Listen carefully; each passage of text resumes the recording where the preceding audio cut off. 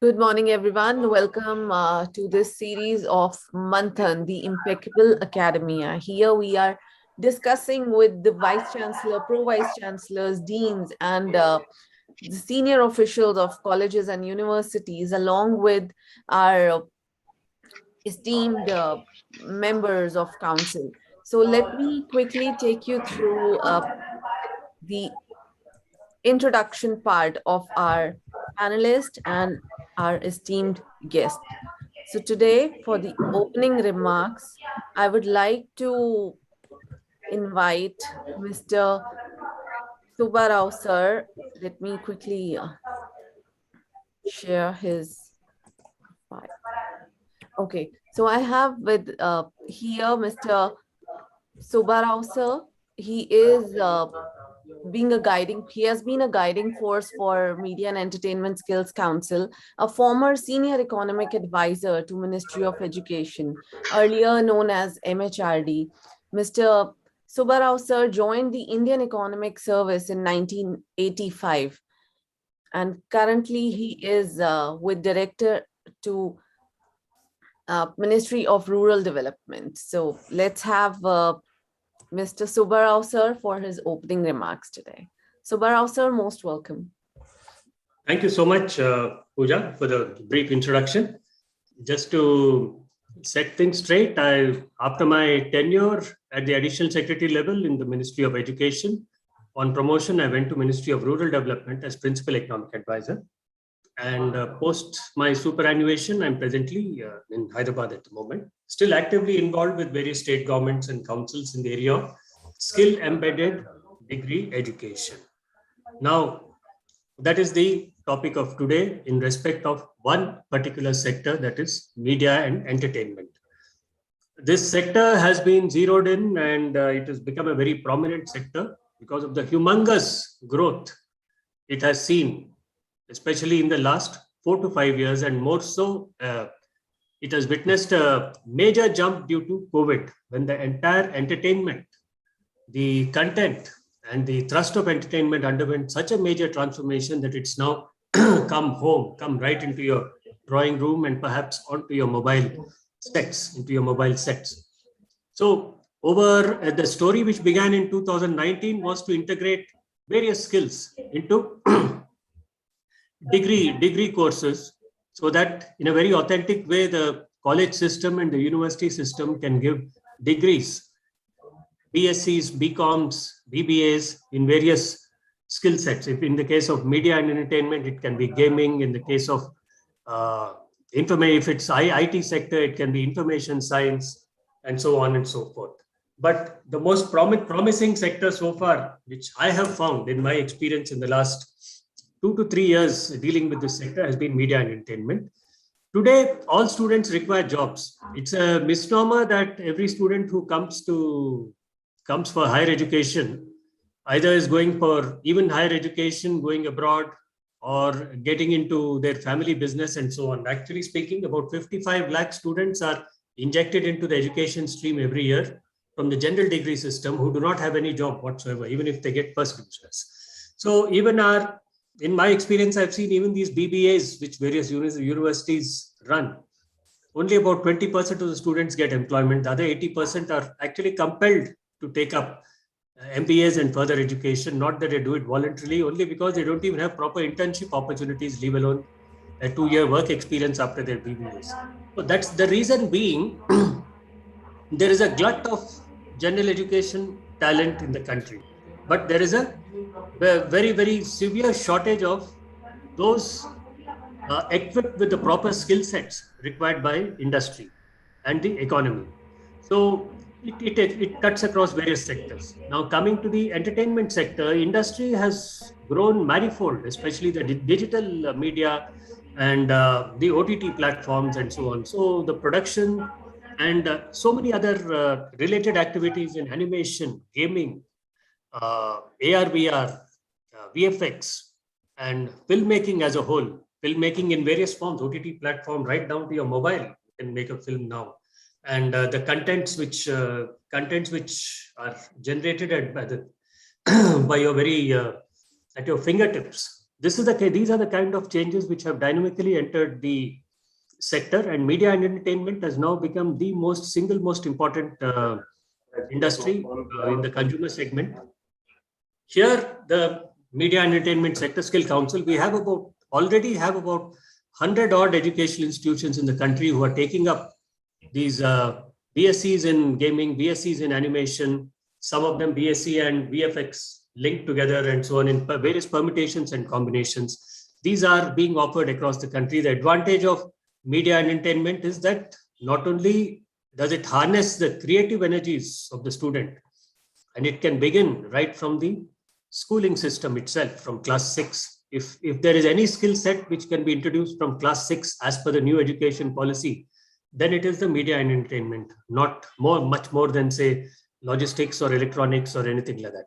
So leave alone other sectors like construction and so on. So media and entertainment is the most easily adoptable skill set. So we, in our experiences, we right now have more than, we've had 3-4 Manthans in the past where we called 300 to 400 universities in each of the Manthans in Delhi, Mumbai and Hyderabad. And now, if it wasn't for COVID, there would have been at least 400 institutions in the country already doing these courses. But COVID applied certain brakes on our expansion process. And once again, the momentum has picked up again. We have been working with principal secretaries education of certain state governments in Telangana, in Andhra, and standalone universities, which we have been approaching. All of them have been excited about this, the prospects of the media and entertainment in terms of setting up a center of excellence within their own university, which is hardly expensive. It's not a high capex trade as people make it out to be. It just requires computer terminals before the student. Everything else comes in the form of live projects and a little bit of equipment here and there, and then a center of excellence is started, at least the phase 1. And then you carry it on to the level that the individual university wants to scale it up. This gives batch after batch of students in each of these trades direct avenue for employment, expressing their creativity and self-employment. This field is such that nobody remains in jobs permanently. Very soon they become self-employed or freelancers, or they set up their own startups. That's what we see in the entertainment sector. Nobody remains in employment for too long. In fact, they end up providing employment to a whole lot of others. You see the best in the trade like Ashish Kulkarni ji, Manvendra Shukl, how they started off and the kind of establishments that they have set up, the organizational setup that they've created to not only give jobs, but also to give the internships to so many other students. So it is an ecosystem which is thirsty for talent, media and entertainment sector. And it is ripe with opportunities, and the university system should take full advantage of it. Instead of a BA political science or a BA in public policy with certain sometimes more often undefined outcomes or and so on, it's better to have a few courses which have a direct avenue for self-employment, employment, and a lifelong opportunity to keep showcasing their skills. This is essential today. These are the patterns which are available in the rest of the world also, not only in Australia, Korea, but also in European countries like Switzerland and all. The difference between the vocational system and the general education system has got blurred considerably. What started off as vocational courses in community colleges in Australia, they have now grown into full-blown universities from community colleges. That is the strength of the vocational system. And our own universities, because of their ready infrastructure, they can straight away adopt these courses, BSc in gaming, BSc in graphics and animation, then BSc in, or even a course is under preparation as a BBA in media and entertainment, where the managerial abilities in this particular sector, the management can be taught with an orientation towards the media and entertainment industry so as to enable that category of jobs and apprenticeships. Apprenticeship is one significant component which is built into all these media and entertainment courses which are being offered by the council. The last 1 or 2 semesters are exclusively devoted to industry exposure and apprenticeship, where they also earn while they learn. So it's a very healthy ecosystem that has been created, robust in its, as per the experience so far, very robust and very employment and outcome oriented. So this is entirely as per the UGC guidelines. UGC has issued guidelines for starting these skill embedded degree courses, and as long as they are being run through the concerned sector skill councils, there will be no problem at all about the academic credits being taken into account and so on for the internship period. Absolutely, the guidelines are available. Mohit can share them. Sharda University has already taken big leaps towards setting up a center of excellence in media entertainment, and so have certain others. Recently, two southern universities also expressed interest in setting up. They're very excited about the prospects. So with these few words, I think there are so many other speakers. I will await any further interventions at a suitable stage. Thank you.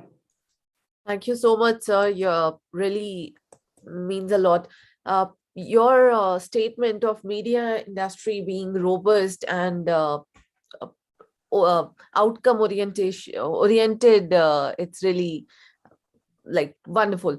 So let me quickly take this opportunity to introduce our esteemed panelist here. We have Mr. Ashish Kulkarni ji. He's a governing council member of Media and Entertainment Skills Council and founder PUNNARYUG ARTVISION Private Limited. He is as a chairman of Animation, VFX, Gaming and Comics, AVGC Forum at FICCI and MCCIA as well. We also have with us Professor Dr. Mahul Brahma, Professor and Dean, School of Media and Communication, Adamas University. We are glad to have Dr. Narendra Kaushik ji, Dean, School of Journalism and Mass Communication, JECRC University. Dr. Shefalika Narain, Dean, Atlas School of Media and Communication, Atlas University. We have Dr. Abhijit Bora with us, Professor, Department of Mass Communication, Tezpur Central University. Our own Professor Dr. Ritu Sood, Dean, School of Media, Film and Entertainment, Sharda University is also joining us today. Mr. Anurag Sahu, Assistant Professor, KIIT, School of Mass Communication, KIIT University is with us. And to take this session forward, I'd like to hand over the session to our own CEO, Mr. Mohit Soni. So, sir, the session is over to you. I welcome you all on behalf of Media and Entertainment Skills Council. So, thank you, Pooja. And Subba Rao, sir, it's always a delight to hear you, and your words have always been encouraging, and the support you have been giving to MESC in reaching across to the formal education space has, something which I could not really talk about in few words. So thank you, sir, for being there. So good morning, everyone, and very delighted to be a part of this wonderful session, Manthan, the Impeccable Academia. We have been doing a series of Manthan over the last 4 or 5 years, and this is where our reach across the formal education space, primarily to the schooling ecosystem and the higher education ecosystem, has been drafted in a way where we are able to get not just connected with prominent and academic influencers, and I would rather use the word educators from this industry. And it has also been giving us a core strength to see how we can look into a wider perspective and a spectrum of developing an ecosystem where there could be horizontal and vertical mobility for any of the aspiring candidates looking forward for education in a formalized structure in this country, or maybe looking forward for opportunities abroad. So before I get into a formal discussion with all of you, I thought it would be a great idea to introduce Ashish Vulkaneji, who has been one of the founding members of Media and Entertainment Skills Council. He has also been the chairman. He's also the chairman of FICCI AVGC committee. And presently, I'm sure all of us must have heard our Honorable Prime Minister talking about AVGC task force, which was this also announced in the budget session. Ashish ji has been a part of the task force where he has also been looking forward to create up the entire documentation, the processes, and also the kind of team league which is going to be taking up the AVGC momentum forward in the country. So thank you, Ashish ji, for being a part here with us today. I also welcome all our esteemed panelists, Dr. Mahul Brahma, Dr. Narendra Kaushik, Dr. Shefalika Narain, Dr. Abhijit Bora, dear Ritu Sood and Mr. Anurag Sahu for being a part of this discussion. So I thought, we'll quickly have a few questions and then we'll go chair-wise to see how and what ways do we see our views and expressions on those. So my first quick shot to everyone is, how do we see this revolutionary NEP 2020 taking up a big leap in the formal education space? What are the opportunities we have seen through and what are the challenges we see could be there? So I'll start with Professor Dr. Mahul Brahma and then follow it with Dr. Narendra Kaushik. So Dr. Brahma, over to you. Your views first.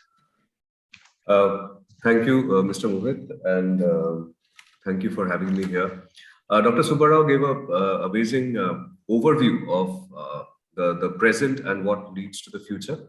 But there are advantages of being a part of a private university. There are certain structural changes that you can implement as a part of a private university, which is futuristic and led by innovation. And NEP is a wonderful, wonderful step towards that direction. And big congratulations to, a big thank you rather, to the Honorable Prime Minister for bringing it in. See, we must understand that the entire approach of NEP is that a flexibility and interdisciplinarity.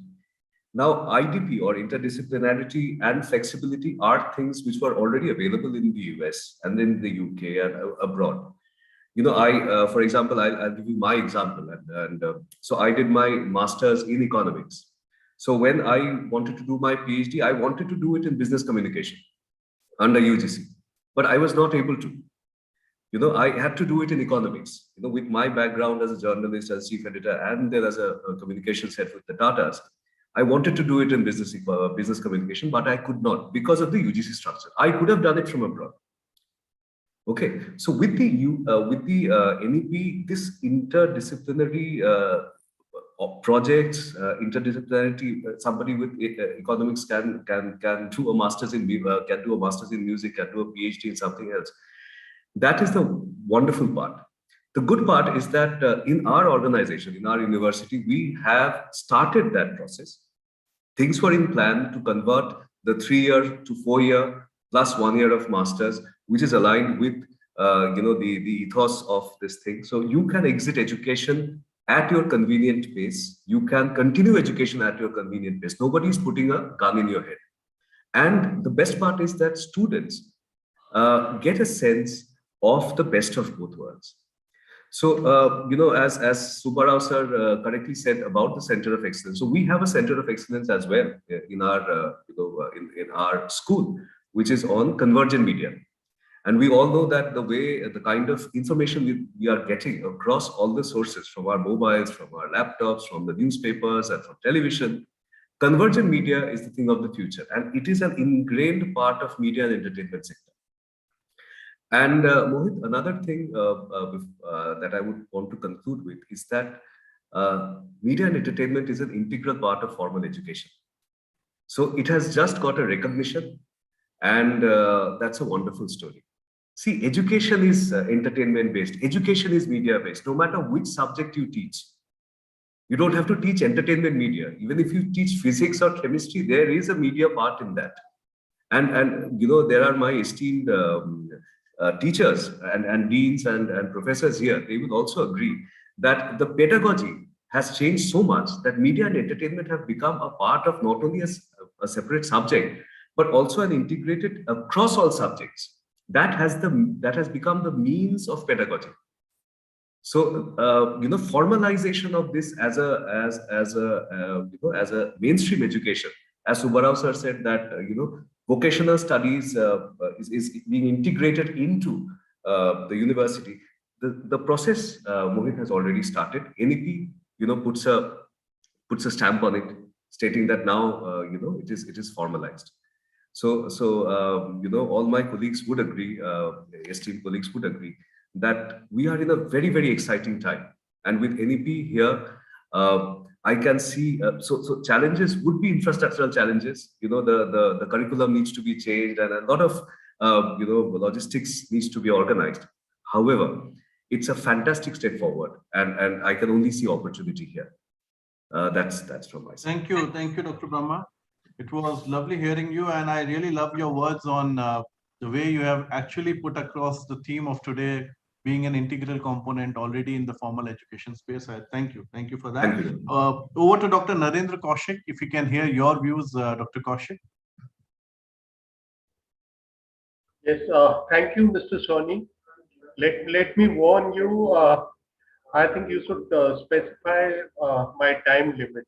Otherwise, like when a teacher, starts speaking, then he can just go on. So, like, would it be 2 minutes, 3 minutes? So, Dr. Kaushik, I have 5 questions and we have 1.5 hours. So we can do the mathematical calculation, but I still want you to take up your time and please elaborately discuss and give us your wonderful insights. All right. Mr. Subba Rao and, the other gentlemen, they spoke very well about it. But let me add a bit to this. And I completely agree with this, that we are living in exciting times. These are most exciting times because this NEP, it has introduced overlapping in the sense the CBCS system has been introduced. I'm sure it must have been introduced by a number of universities. We have introduced it in our university. That means they are departmental electives, they are open electives, and they are like tracks. So it has opened a new vista. It has opened a new horizon. So a lot of things are happening. And in fact, good part is that this NEP 2020, it has given impetus to integration of media and entertainment with formal education. It's already happening. It's already happening because now, even an engineering student, he can study say media ethics, or he can study something else. I mean, then a law student, he can study media ethics and laws. He can study other subjects as well. So these are very exciting times. But let me tell you, I mean, since I'm sure you would agree with me on this, media, the main role of media, the primary role of media is to encourage discourse in the society. I'm sure you would agree with me on this. Though, if you watch television channels, many of the television channels, they don't encourage discourse, because discourse, how you can encourage it, or I have an idea about this. I may be wrong, but my idea is, you should allow people to speak. You should allow people, from different states, from people of different ideologies, to speak, to put their version, out there in the public, and then you should allow people to decide for themselves. You should allow them to decide for themselves. And let me tell you, because it will add hugely to our democracy. It will add hugely to our democracy. It will empower not just India, it will empower our democratic structure, because informed citizenry is the bedrock of say empowered India. I would say this media and entertainment study should also be introduced in the not just in higher education. It should also be introduced in high school. Okay, from middle to high school, from say class 8 onwards, because the idea is, these people, I mean, since we have adult franchise, these guys like who will become voters, when they turn 18, they should be like informed citizens. When they go out to vote, for a particular party or particular candidate, they should they should be taking informed decisions. Okay, I have no issues like if they vote for A party or B party, that's their prerogative. That's their prerogative. But idea is, their decisions should be informed decisions. And like, I mean, what else can encourage an informed decision? If not media. And let me say, because media literacy is hugely important. It's not just important for media studies. It's also important for everybody, for all the young people, because they have their footprints on social media, and they create media. Many of them, they create better media than mass communication students. And obviously media literacy has to be there, because otherwise how would you make out like if Indian Express says something, or if Modi, if Narendra Modi, our Prime Minister, if he is reported by say a particular newspaper saying something, how would they know like why is the newspaper reporting this? Why is the newspaper reporting this? Or like if opposition leader, if Rahul Gandhi says something, how would they know? Why are they reporting this on page 1? Or why are they reporting it as lead? So media literacy is hugely important. It's hugely important, and not just media literacy. I would say even entertainment literacy. Entertainment literacy, because entertainment is a big part of media. It's a big part of mass communication. And let me tell you, because if you know like let me tell you, there are so many things like if you I'll give you an example. There is a film called The Intern. This is a 2015 film, and I watched it like 3-4 days back, and it makes a very good point about why one should be very careful when one writes something for public consumption. Okay, this lady is there. She's CEO of some company, and what she does, she sends a mail by mistake, to her mother, and this mail like, and then like once she realizes this, oh my God, I sent it to my mother, and then like she's extremely worried about it, because this mail it uses like abusive language, and she was sending it to somebody else, but by mistake she sends it to her mother, and then like she takes help of her friend like this Robert De Niro. They barge into this lady's house, her mother's house, and they find her computer, they hack into it, and then they are able to delete it. Maybe because it's a film, heroes never fail. I'm sure you would agree with me on this. So, but in real life, like these things can be dangerous. These things can be dangerous, and everybody should know, like, like how the media should be used.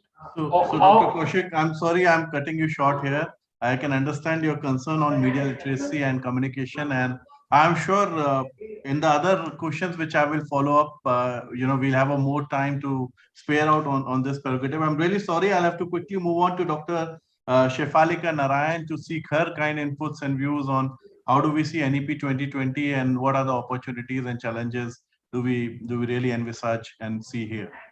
Over to you, Dr. Shefalika. Thank you, Mr. Soni. And good morning, everyone. So, as Mr. Dr. Brahma said, I completely agree with Mr. Brahma that this is a very, we should say a big thank you to our Prime Minister, because it gives us flexibility, and the the next generation, I think, may not understand, but we understand it very well, how it felt to be changed. And I have been teaching in this for media and department media schools for a long time. And I have been part of curriculum designing also. And the restrictions which we felt earlier and the kind of relief which now is like there's no comparison. And one more thing, I feel that the media courses have mushroomed all over the country. Where we are talking about integrating into formal education, it has mushroomed like in smaller cities, bigger cities. But I feel that the kind of education which is disseminated, there is a huge gap between the expectation of the industry and the kind of knowledge which is needed. And on that note, I want to congratulate Media and Entertainment Skills Council to have started this kind of a panel discussion where different views come out and certain suggestions will come out which everyone can take. So, and I would like to share my experience as to what are the steps we are taking. So now, as in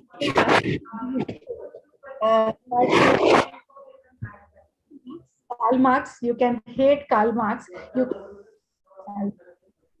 the same note, I would say that you can hate technology, you can love technology. It's there.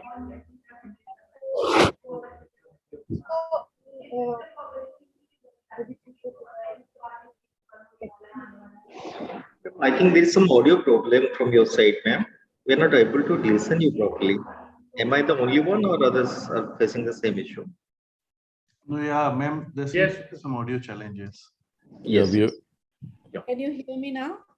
Yes, we can see you, ma'am. Yeah, ma'am. Please continue, ma'am. Yeah, thank you, ma'am. Okay. So basically, what I'm trying to say that with the help of NEP, now being a media school was considered to be a creative place where students learn creative skills. But now NEP gives us the flexibility to integrate technology and from other schools which they are teaching, say for example, data science.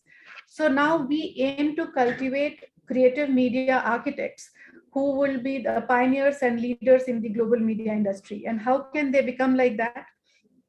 Because we try and teach them, though they study a wide spectrum of subjects ranging from production of media content to distribution to consumption. But if we have to define new media education, we should define as with two key words, which is creativity and data science. On the one side, you teach them design thinking, creative writing, visual content production, or subjects like these. On the other side, they need to know the scientific data inquiry modes. What is big data? Like not only what is big data, and data mining, data programming, these things these students should know because the kind of jobs are emerging. Say, for example, data ethnography. Now, gone are the days of copywriters and the creative storytellers. These data ethnographers not only tell stories, but they also interpret data. So in the major track, you can teach your core skills of media, but NEP has enabled us that in the minor track, they can either do a full track on data science, or they do a full track on management, or they do a full track on design. So that way, I'm truly grateful to NEP, which has given us the stamp. Though being a private university, we were doing things like this for the past 5 years. But now we have got a legal stamp, which gives us a great relief. Thank you, Dr. Shefalika. It was wonderful to understand the flexibility which NEP 2020 offers to students and the way they could take it forward. Thank you for your kind words. Over to Dr. Abhijit Bora. Dr. Bora, it'll be good to understand from you, how do you see this NEP 2020 and how how do you feel is our readiness and our preparedness to take this to the next layer now? Well, good morning once again to all my fellow panelists, and thanks and gratitude for giving me this opportunity. In fact, I consider NEP 2020 a very great opportunity to implement many of the things which we could not do it earlier. First of all, I would like to talk about the internship system, which is going to be inbuilt. Only day before yesterday, I was coordinating a program in which we were taking views from senior industry as well as academicians for how to incorporate this internship component in each and every course and program. So that will be a very big opportunity to allow students to have hands-on experience in different areas. Right? Then again, next one is the breakup of the programs into certificate, diploma, graduation programs. And now, if a boy or if a student wants to do master degree, he will have to undergo 1 year of research studies, research internship in the 4th year. Right? So, in addition to the 3 years of normal graduation. Okay. So that is a very big development which we are having. And another one is, that will also, bring in a lot of flexibility, which all my colleagues are already talking about. Then one major activity here, condition here, which I was very much interested is the continuing education under the new education policy. Fine, we are thinking of students who are going to get into media and entertainment, but we should also think about those people who are already into this sector, and what about upgrading their skills? Okay, so new things are coming every year, every month, or every 15 days or so. Then nowadays, media and entertainment is becoming one of the major sectors of the industry everywhere, of the economy everywhere, all over the globe. So being a person from academics, my first interest is to look for the prospective jobs in this business. So I would like to take every opportunity to make my students industry ready by all counts. And being from mass media, it is to our advantage that communication and media is needed by each and every sector, whether it is for personal life, political life, any sector, any industry. Right? So I believe communication and media should be made a part of each and every course and programs which will be taught in this country in the near future and in the long distant future.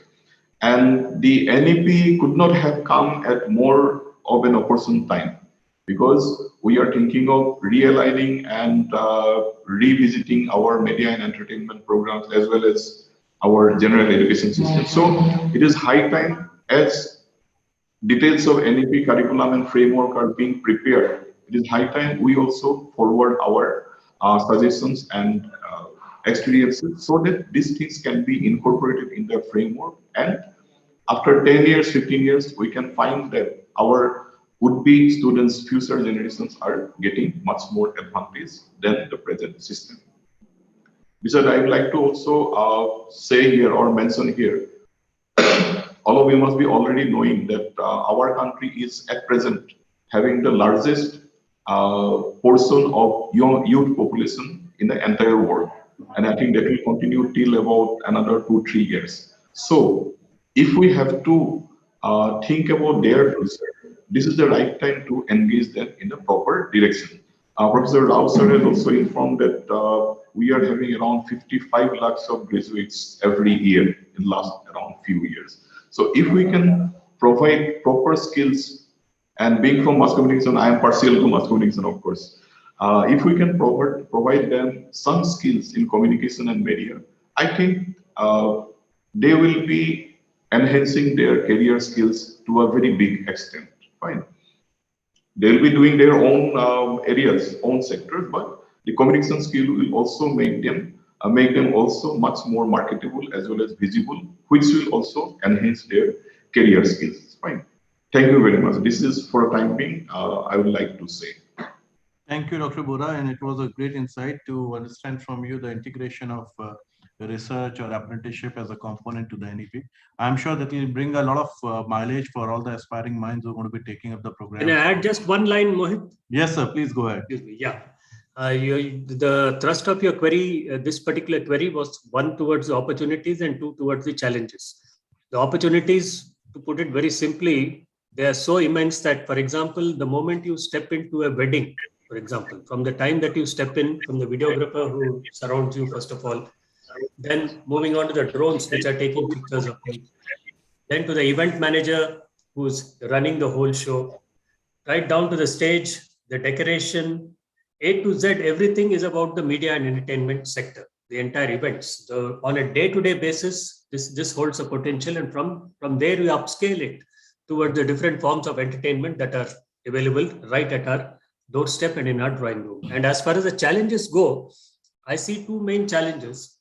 Number one, the availability of trainers in the country. If you suddenly want to train 1 lakh people in this country on media and entertainment, we do not have that kind of a proper trainer base. This is something for which the government, it has to be flagged for the government. Whenever you want to spread vocational education, we should first try and see that an adequate trainer base is first trained on an a priori basis through the NSDC or wherever.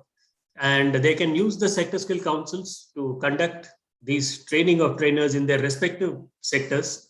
And in media and entertainment, you can handpick talented teachers from every school, talented teachers with a background from every college, for example, give the right funding so that, for example, Mrs. Ritu Sood, Dr. Ritu Sood, if she's given a funding from NSDC, she can identify certain people within her own organization, use that budget to train them so that over a period of time, they become self-sufficient. So whoever has shown some initiative in setting up M&E courses should be given greater support for training of trainers. This training of trainers is something which we have to address. And the third and final thing is the initiative. Initiative is also a challenge because the government has announced a policy, new education policy, which is by far very open kind of a landscape. Flexibility is given for technical to go into non-technical, for non-technical to go into vocational activities and so on. Everything can be mixed up beautifully. So it has been announced as a policy, but who will bell the cat?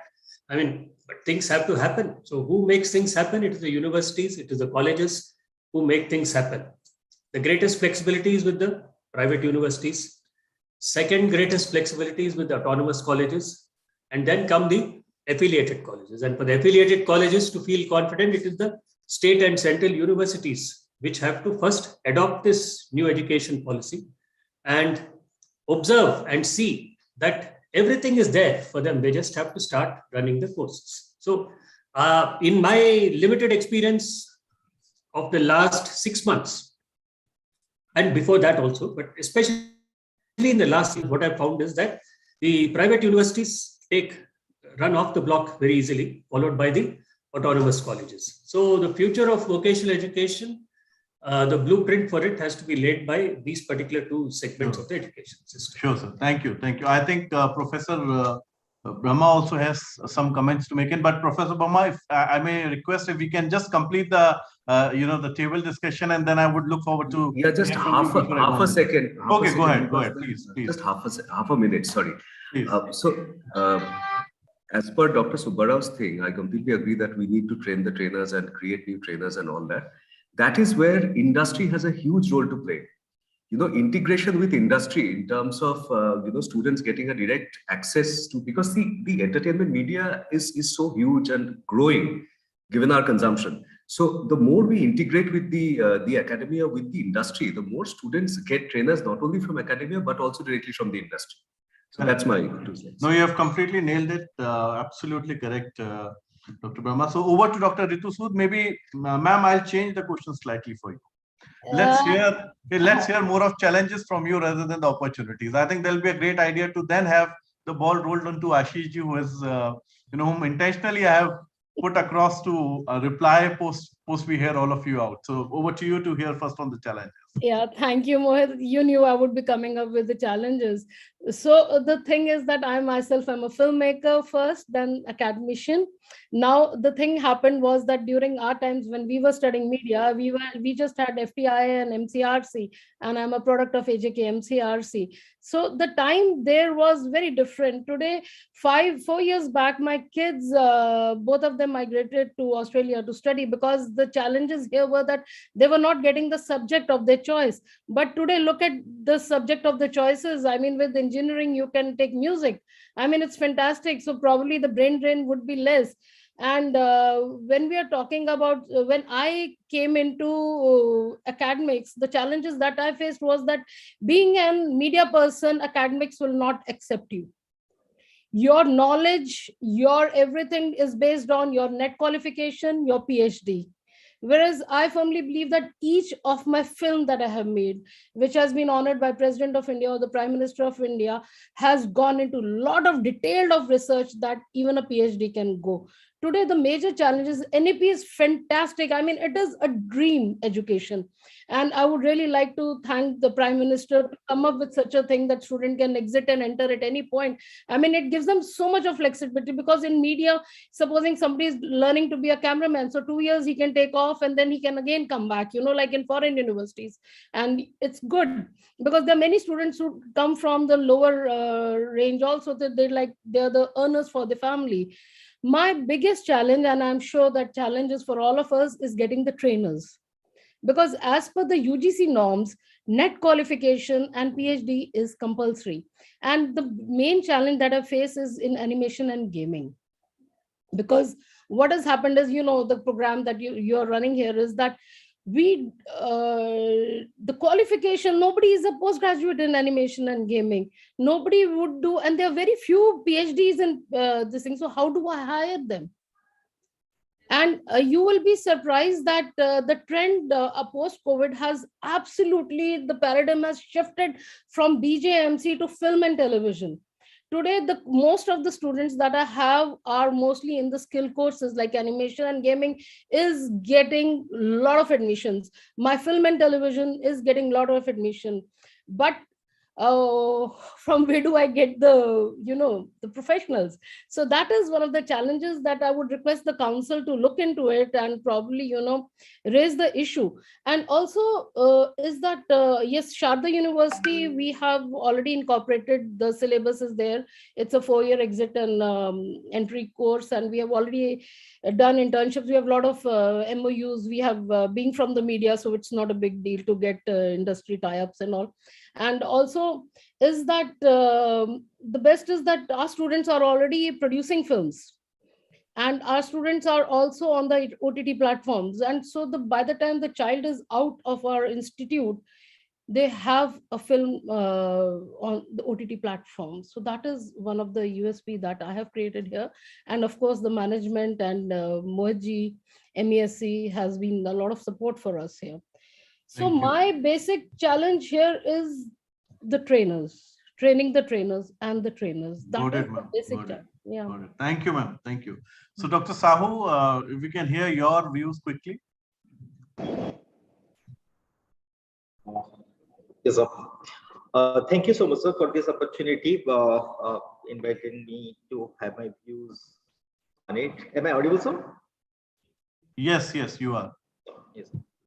Let me speak about a little bit about the background or the history of journalism education. So recently we are celebrating 100 years of journalism education in India. And if you will see internationally, it's been 140 years that we people have been practicing journalism education internationally. And traditionally, you will see journalism courses started with post-graduation, and then after we started offering journalism course in PG diploma, bachelor degree, and there are different kind of specialized communication courses also. And one more is integrated courses, the university which I belong to, that we are offering integrated mass communication and journalism course here at KIIT University. Basically, the objective of journalism course is to produce what we can say competent professionals who demonstrate a knowledge of the theory and practice of journalism and communication, so that young people will prepare to meet the modern day challenges in the diversified field of communication and allied sectors. And one more thing I would like to say that the career opportunities of journalism, mass communication, education is much wider than the past. And the course content and the career objective of all the professional courses are directly connected with the changing state of the industry and the market as a whole. So if you will see the trend of journalism education at different phase of time, the career has different objectives. For example, before independence, most of the journalistic activities were to strengthen the freedom struggle. And later on, after independence, it works for the national development and national integration. So create a belief on the system of government administration, because initially that was the first phase of setting up the government in 1947. Till it was unfortunate to say that till 1980s, journalism was struggling to be recognized as a full-time profession. However, the entire landscape changed in the 90s and thereafter when the private pocket of channels were introduced, and subsequently the most revolutionary part of that is the digital media, introduction of digital media. And now we can see the importance and status of media and mass communication industry as well as the system of professional education. There is a tremendous growth in the industry. So in the popularity of the education, because it is no longer confined to print or electronic or television or radio kind of thing, the career opportunities are not restricted to be the reporter, sub-editor or editor. Now the courses, like as a few other speakers have already highlighted about it, like the advertisement, public relation, event management, multimedia, communication management, convergent journalism, data journalism, sports journalism, marketing communication are the new, I can say, facets are being added to it. So as you know that the basic objective of media is to educate, to entertain, to influence, and to motivate, like etc. Today we are dealing with a concept that is called infotainment. It is I can say it's a combination of information and entertainment both. So we cannot exclude entertainment from mass communication or journalism at all. That because we consider that is the most effective form of delivering any piece Dr. of information. Sahu, my apologies for intervening. I would quickly look to read your mind on what challenges do you see in NEP 2020, so that then I can quickly take it to Ashish ji. Yes. So we actually, if you will analyze NEP 2020, you will see that the most crucial concept that capture the essence are holistic and it is holistic and multidisciplinary education, and digital teaching learning, and credible evaluation system, and cutting edge pedagogy, and cognitive development, and inclusive culture. These are the major challenges so far as the journalism education is concerned. And so far as my experience, I have noticed that there is a huge gap between the theory and practice. As Professor Subba Rao has pointed out, there are affiliated colleges, they are taking journalism mass communication as a course in degree as well as in post-graduation level. But unfortunately, you will see there is a huge gap between the industry, or we can say the applicability of the courses. Just mere completing the course, certainly it is not the license to enter into the world. So I think one thing I can say that generally we believe in a quote that the thing that challenges you, that changes you. It's a kind of transition period that we are running across. So if particularly the media educators, the media teachers, as well as the institutions or the universities, if they will accept the challenge, so we can what we can say, we can diffuse or we can synchronize the changes into our course curriculum, so that the whole pattern of journalism education will can be more holistic and multidisciplinary in nature. This is my view. Thank you, Dr. Sahu. It was wonderful understanding from you holistic perspective of NEP and what areas you see could be challenges and opportunities. Ashish sir, my apologies for keeping you as one of the last speakers on this question, but my major view was to now have these questions, the queries, the challenges which have come forward from the universities to us. I would really love to hear your views, sir, because from an industry perspective, how do we see the implementation of NEP and the support function which can be extended to the academic institutions? Well, I'll be, I heard everyone very carefully, and I've worked with Subba Rao sir, so I know how positive he is. But as an industry, we feel that our university system and school system has failed the creative education for the last so many years. We have 106 years of cinema built out of this country. We build the largest number of cinemas in the country, in the largest languages in which we create content. But the education system so far could never see it as an opportunity to create courses upon. We talk about journalism, but a journalism responsibility is not a part of the course curriculums that are taught in India. Even today, we might talk anything. So we need to constantly debate and evolve our curriculums, which we are failing to do because we are too obsessed by the system and processes which are old and the old school. So my challenge is very different. We were a part of NEP and we put everything into NEP, but to unveil NEP and to implement NEP is going to be the most challenging thing, according to me, because of the mindsets that the education system has in this country. Because I went to more than 180 universities in the last 25 years to start animation and visual effects and gaming as courses. But I felt a lot of resistance because they wanted it to be a part of engineering. They wanted a BSc. Because they say, Ashish, you don't understand. You are talking about creativity. You're talking about performing arts. But the arts doesn't sell. The commerce sells, and the science sells, and the engineering sells. So we need to understand that we have not done justice. And I think that's where I would like to bring attention of every educator in this country, that we have failed this education, and the industry still thrived because industry did it on its own. We never had schools. We had only 70 students taken between NID and FTII and all. And I've been a part of academic council on all these setups. But to pass anything, it requires a nod from the ministry. It requires a nod from various, authorities. And that's not how you do education. NEP gives you an open hand, but then whether we are educated enough to use that open hand to implement the right things, whether we understand the whole aspect of creativity, design, and sports, as well as the performing arts, is my question. And when the industry tries to talk to academia today, they try to say, ki, boss, you might want to do it like this, but ye rule aisa bolta hai, ye aisa hota hai, ye aisa hota hai. And they want to knock it down. And my biggest resistance in the last 25 years was that they were trying to evaluate a creative artist and a performing arts person in the same measurement as they would do for engineering or for BSc or a BA. But you ask an actor to write a 3 hours exam, the actor is going to fail. You need to judge an actor with an acting skill. So education and skills will have to come together. It cannot be in two silos. I don't like this word called vocational. Vocational puts it into a framework where you cannot do mainstream, so you are a vocational. Extracurricular. We built our industry with extracurricular people only. We built our industry with the school dropouts because they were very good at creativity. They're very good at creative arts. And when I say creativity, don't mistake me. When I say creativity, you go by the dictionary meaning of creativity. It doesn't talk about artistic creativity. It's about way of doing things, way of looking things, way you approach. We have killed it. So we need to rebuild it.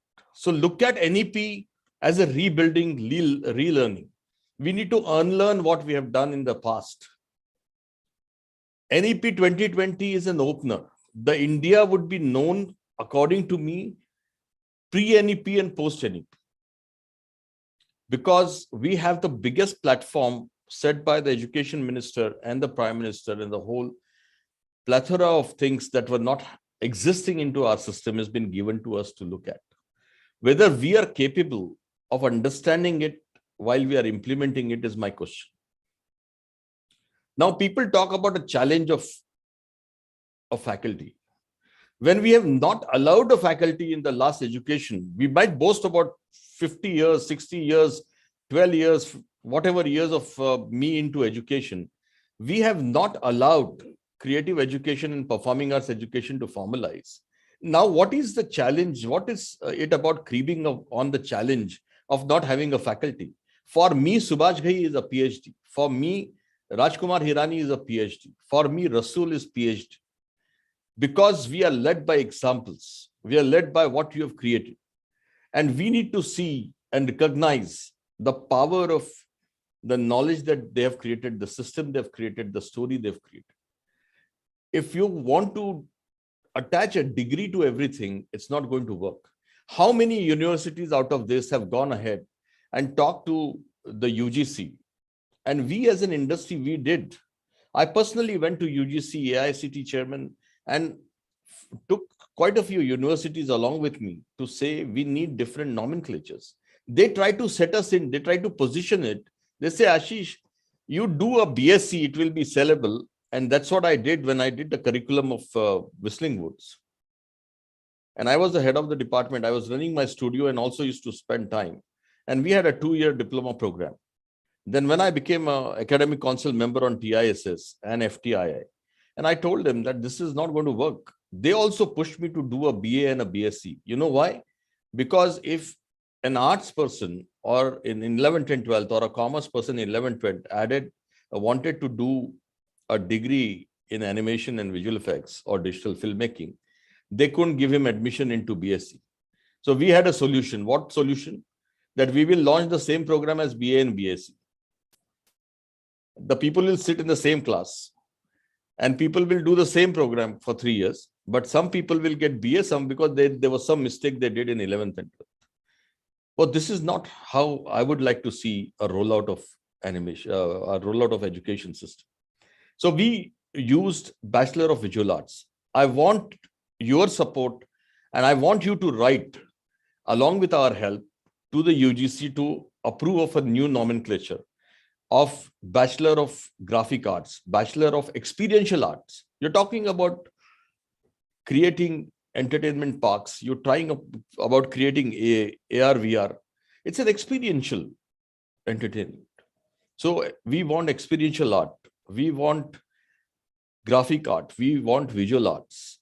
So we used Bachelor of Visual Arts and Master of Visual Arts as our nomenclature. We reconstructed the whole program. If in the last few years, I have launched programs in 17 universities with the new nomenclatures, which were existing.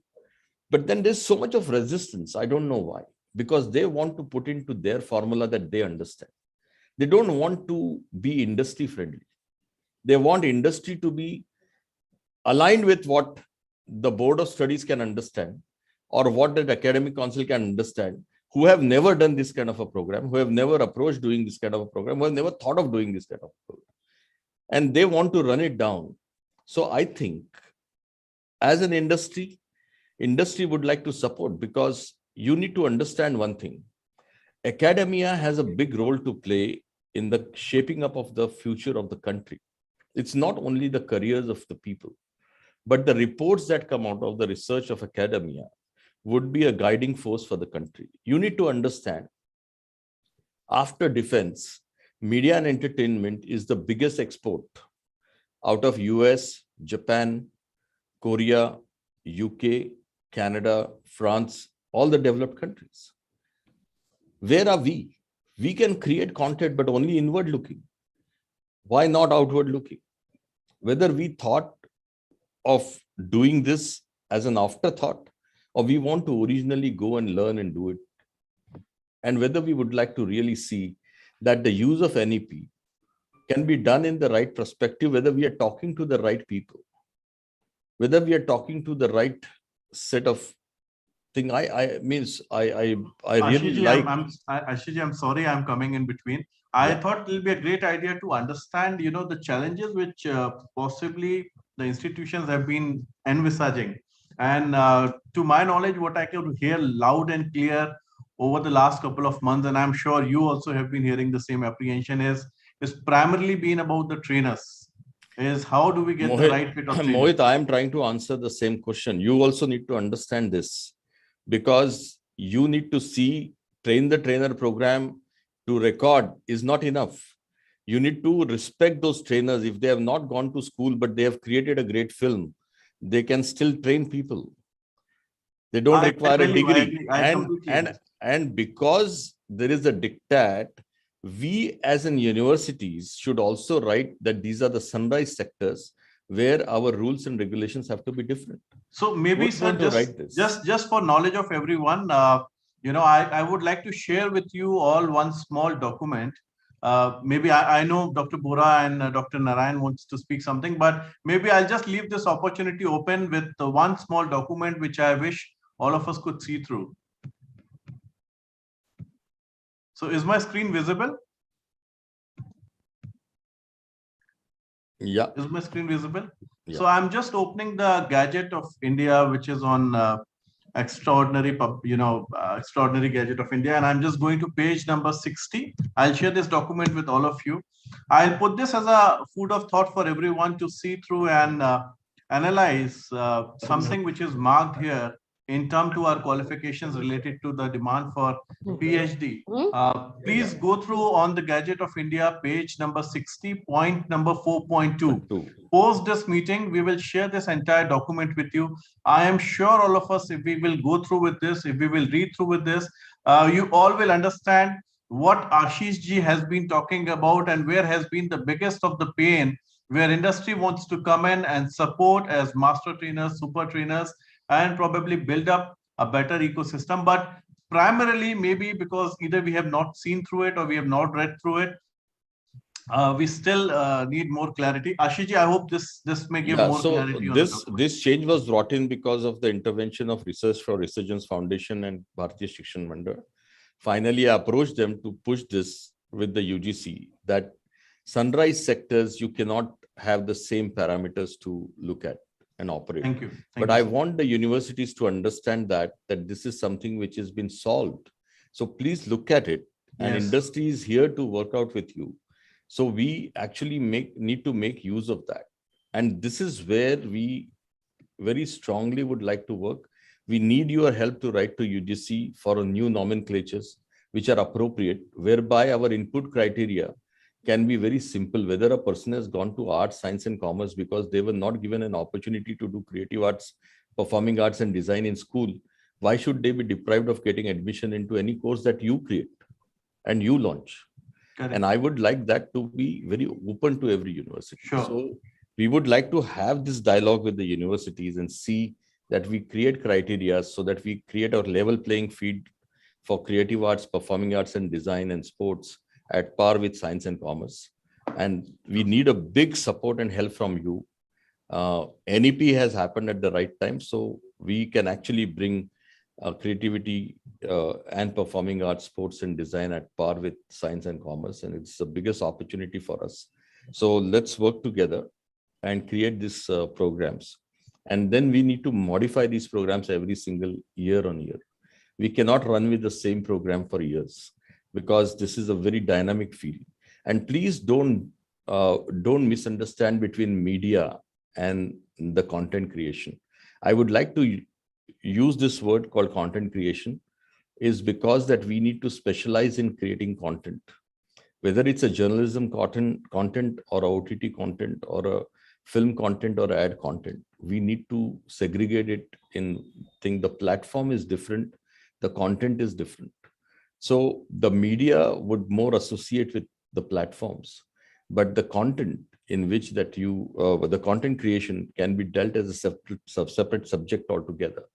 And I would like to help many of these universities that I've been doing for the last 25 years, but I would like to still go ahead and do it with some universities who believe that, content creation can be a specialized subject. And that's where we will actually excel.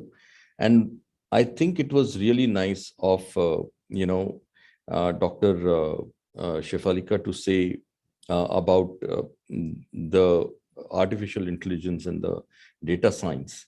While you're creating content, you need to also understand your audience. And I think that's where we need to give them a minor program on this, whereas there can be specialists from engineering side who would look at a psychology of people watching this content and experiencing this content. Because we are all talking about artificial intelligence, but media and entertainment deals with emotional intelligence. We actually tell stories which hold people and their emotions. So we need to be specializing in emotional intelligence, we need to be understanding emotional intelligence, because artificial intelligence might be used by a handful of people to derive their policies or their strategies for markets. But emotional intelligence impacts every single human being in this country. And so to say, we call it a social media, but it is isolating people, and it's an emotional problem. And through creating right content, we need to pull them out of this whole issue of isolation. So I think this is where we need to write PhD subjects. We need to encourage people to do PhDs into social media, the impact of emotional intelligence, and then that can be linked with media and entertainment. I think that's where we need to work together and see that we have actually made the right use. Industry is really willing to work, because a formalization of whether it's a radio program, there was no program on radio, or there's no program on DJ. They're all short-term programs. But we need to create a foundation program whereby people can select so many job roles that are there, and they can actually be there. And I think what Subba Rao sir said is very true, and it's our experience that every time we have trained people, and in the pandemic, when people went down to their small villages, they have started studio there, and they are delivering from that small place called Sagar in Madhya Pradesh, or Satna, or Hoshangabad. And that's a big relief for us. At the same time, many of these people become filmmakers and do coverage of weddings and birthday parties. And that too is a content creation and filmmaking. So I think we need to look at how independent we can make every individual, how many jobs he or she can create. And that's where our success would really lie. And I think we have a great foundation set by the industry. We need to use that foundation to see how we can actually change this and bring these programs which are at par with most of the other programs that have been positioned, because we have the biggest opportunities of creating entrepreneurs who can create many more jobs, more than any other industry. So I'll stop here. And then thank you, sir. Thank you for your wonderful insights. I think before I put across the views from Dr. Narain and Dr. Bora, I thought let's have a small quick mind game. Maybe just 1 second for each of you, not even a 1 second, maybe one word for each of you. So I'll just go around the table, okay? And from all of you, I would like one subsector of media and entertainment industry, which you feel is really doing phenomenal growth at this point of time. Just one subsector of this industry. We'll go quickly, and I think only one word from each of you will make a difference. Dr. Ritu Sood, we'll start with you. Ma'am, we can't hear you. Mic should be on. Films and OTT platforms. Okay. Dr. Narain. Digital marketers. Dr. Bora. It is online gaming. Dr. Sahu. Online gaming. Okay. Web 4.0. Dr. Brahma. I would agree on digital marketing. Okay. Ashish ji. Okay. Subba Rao sir. Is Subba Rao sir there still with us? Sir, your mic is mute. Dr. Kaushik. Your mic is mute, Dr. Kaushik.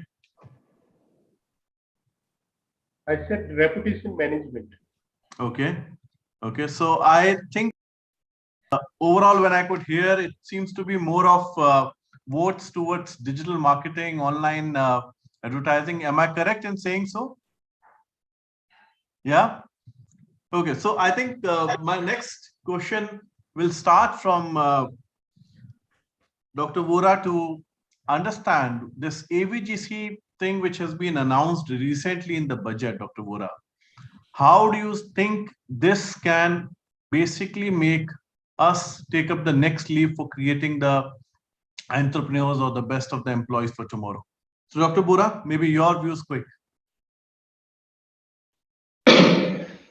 In fact, last few years, the mantra of the country has been to create jobs and become self-entrepreneurs. Fine. In fact, this is going to give a boost definitely. And in our department, actually, Mr. Soni probably, Mr. Soni has said, I mean, about visiting universities and the flexibility issue is there. Actually, I myself belong to industry. I mean, I did my PG as well as PhD, but I worked for about 7 years in the industry. So I can understand the issues which he was facing, fine. Even here, we are a government-supported organization, so we do have a lot of issues. We are trying to make up some adjustments with the syllabus and within our internal system. Say, for example, if a student can publish a good article, a research paper, then we do not take, or he makes a good film, or some other audiovisual programs, which is appraised. I mean, he gets a good, well acclaimed. So we don't take an exam for him. We take it instead for as a test. Then again, we have two programs. One is Communication for Development full-time master degree. There, we send students for full 6 months of internship in the industry. And in our boards and at various stages, we also involve our alumni as well as people from industry, so that we get an industry perspective while making our syllabus.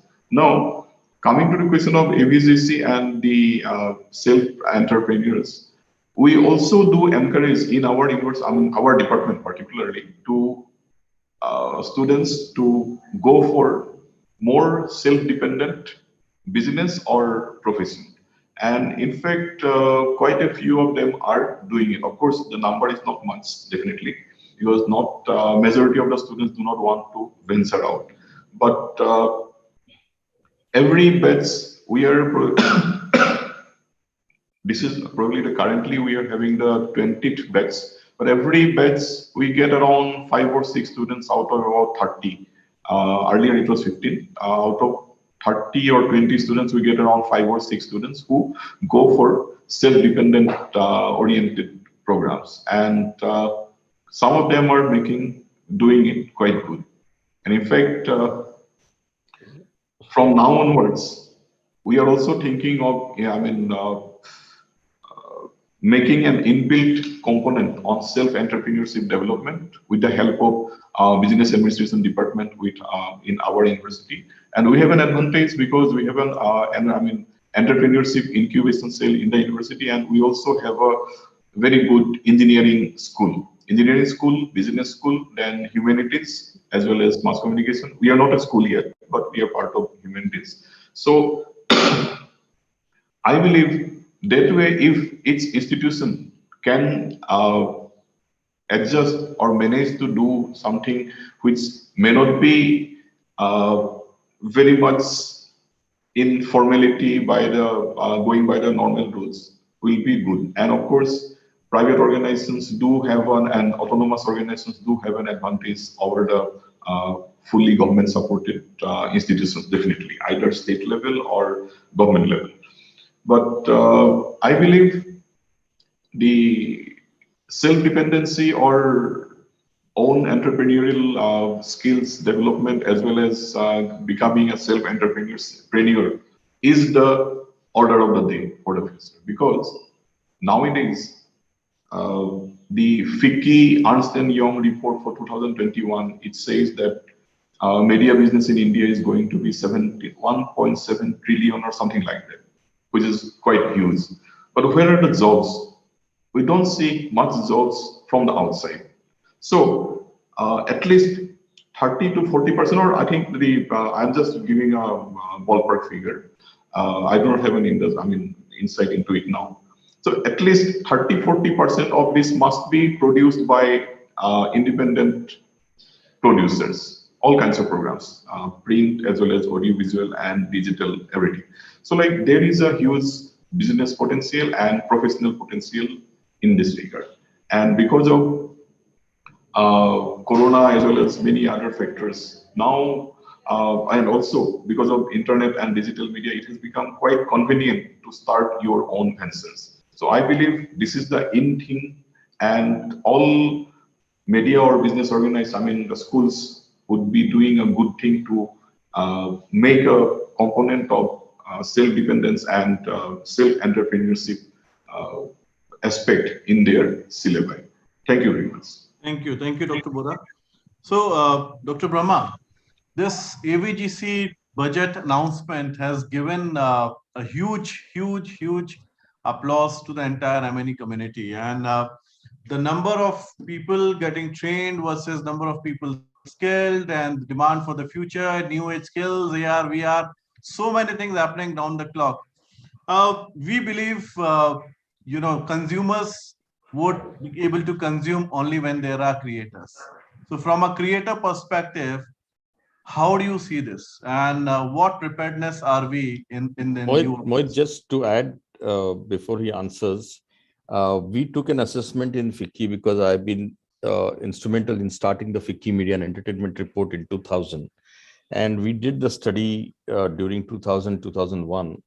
The AVGC industry presently has 185,000 people directly employed.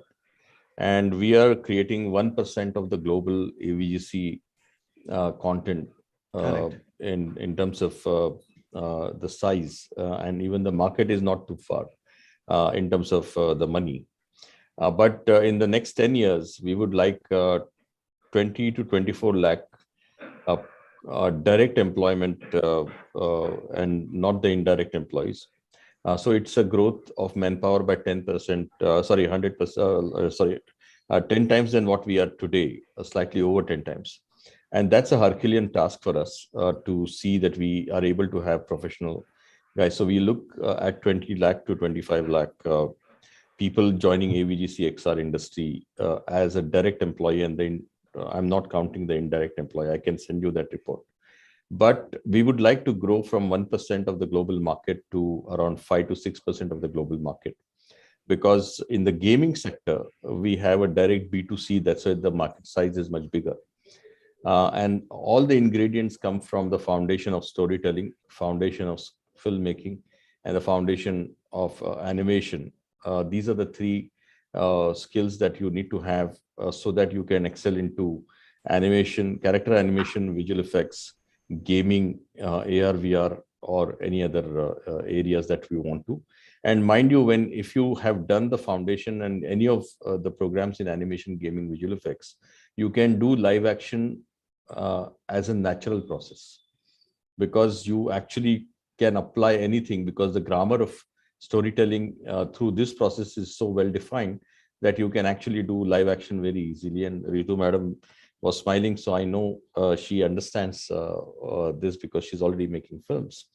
And that's why looking at this target, if we can design certain specific programs and look at a market connect, some of the universities can specialize in gaming, some of them can specialize in visual effects, some of them can specialize in animation and digital filmmaking, and some of them can restrict to live action process. But today, post-production, the visual effects is a part of every single production, whether you do an ad film or OTT film or television show or a feature film. There is a visual effects element to it. There is a post-production element to it. The digital process that we follow is touching different frames in every single film to enhance the quality of the image that you see on the screen. So there is nothing in content creation in audiovisual which is not touched by people who are into our sector of AVGC XR.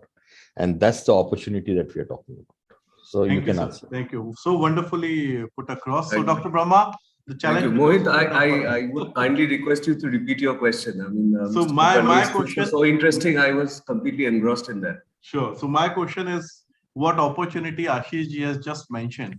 While employability has been one major question mark for higher education to, look at every time, which I honestly don't believe. I believe education system is not something which has to be linked with employability, but certainly if it has to be, and if there are so significant opportunities which we are seeing today, how do we see, are we going to be prepared for it, and what support do we see from the council and from the industry?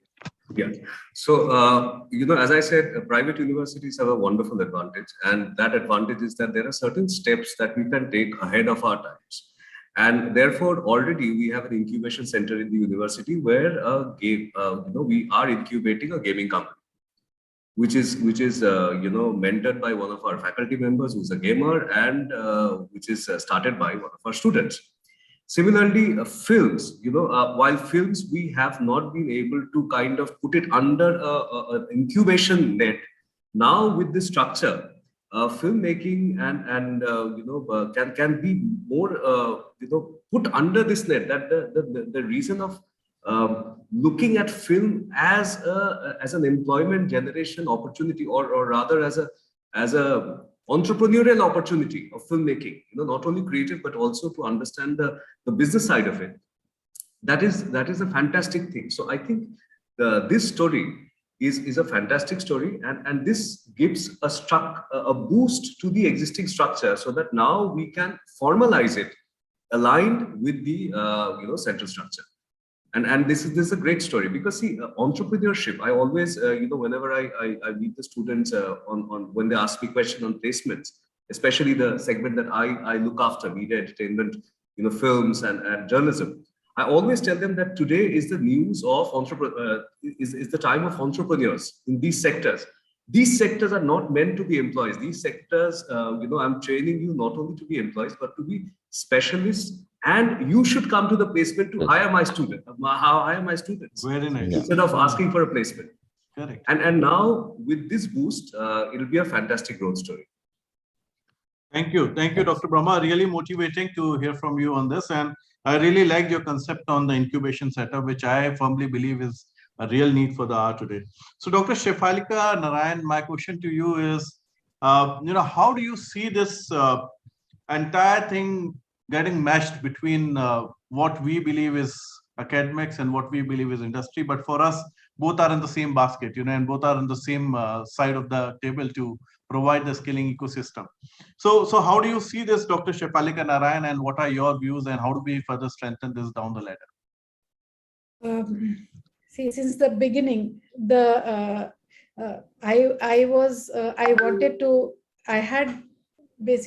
were feeling this pressure of that we are not fulfilling the demands of the industry. And that was one of the reasons for me joining a private university, where I felt that I will have more flexibility to do that. And for last 5 years, we are doing that, in the sense, the first step we took was to invite a lot of industry people first to understand their need. So even when the Satellite University was formed, the first step was to call all the media professionals. So around 50 people from the industry came for a roundtable conference. We asked them only 3 things. What are the jobs of the future? What are the skills required? What are the mindsets required? And what kind of knowledge do you require?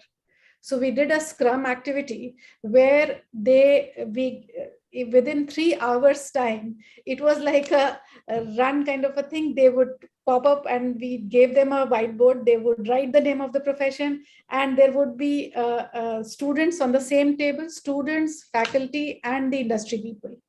So all 3 of them sat together, brainstormed, and came up with what kind of skills are required.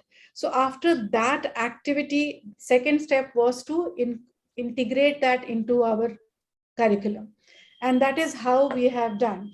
And it is not only like from the first year when the students come, we send them for observership. They're too young to do internship. So go there, observe the professionals, how are they working? And that also gives them an idea where their interest lies. As Mr. Ashish Kulkarni has said, there are like innumerable jobs opportunity available in this sector. So what students like, say, for example, a student is very creative, but must be hating technology.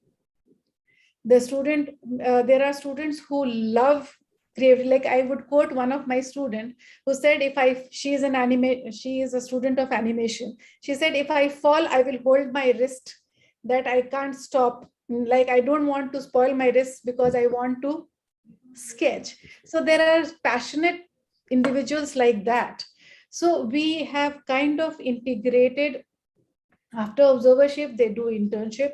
We also encourage them to take live projects and do the projects with the industry, just so that they also inform us.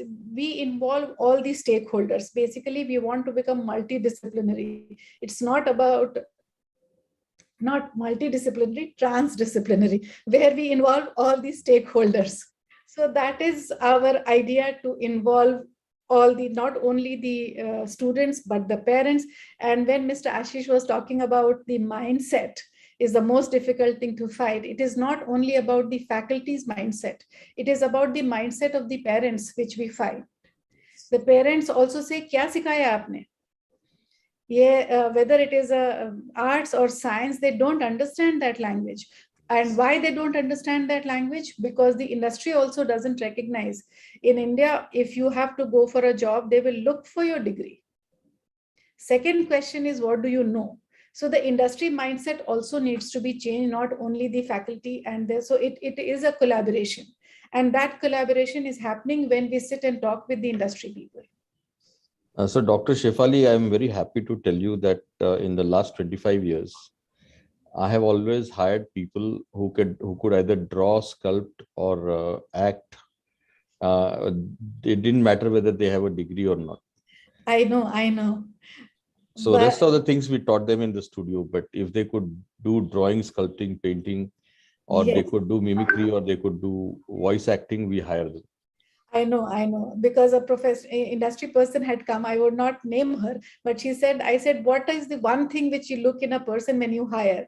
She said, if he can hold the light wire for one full day without complaining, I'll hire that person. Wow. And we will teach them the rest.